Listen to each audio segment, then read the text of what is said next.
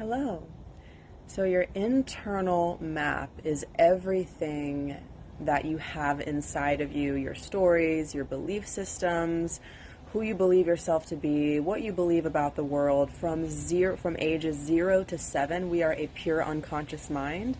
So that's our core programming. All healing is inner child healing. I've been saying that for months, and I really believe that and feel that.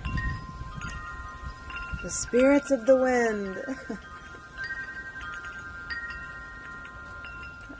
Okay, pause.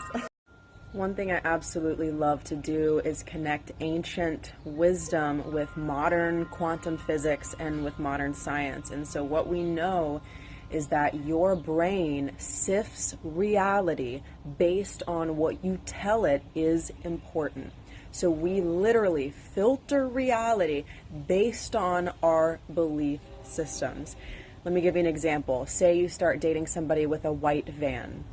You're like, nobody has white vans. You start to see them everywhere. I know you know what I'm talking about. You see them everywhere because you've told your brain that it's important, that has become a part of your reality. And so now you're sifting and sorting. The law of attraction, people call this like attracts like. And side note, I don't teach that like shallow law of attraction stuff. There's just so much under the surface to dig into beneath those more shallow spiritual teachings, but it can be a great gateway, and it is somewhat helpful.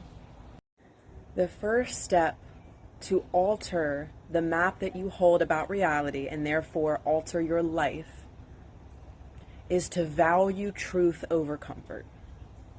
Do you know your values? If you haven't declared with penetrating clarity, this is the masculine now, right? It's in everything. What your guiding principles are for your life, you will be regurgitating somebody else's value system.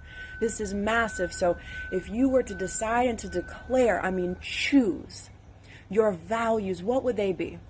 So I decided in 2014, when I was getting out of a really toxic 4-year relationship, I said to myself, I made a vow. I said, Ashley, I will never abandon you again.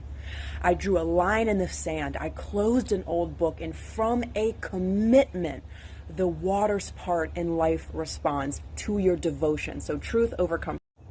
And I would ritualize that. I would write that on a piece of paper. I would sign and date it. And I would say, from this day forward, I value truth over comfort. That is a commitment over my life. And now that's a principle that you live by. You keep it with you, and it guides your actions. So that's like the first step. And then next, you want to love the shit out of yourself. You cannot change anything. One that you haven't seen, right? That's the value piece of I am willing to see the truth no matter what. And then the second piece, you can't change something you haven't made peace with. In order to influence something, you have to get on the side of that thing. You have to love it. You have to accept it. You have to look into yourself with love. I cannot stress this enough, because as spiritual people, we can judge ourselves a lot. The two wings of Buddhism are wisdom and compassion.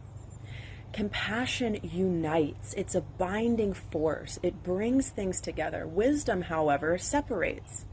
You know that you don't like chocolate ice cream, so you get vanilla. I'm the opposite.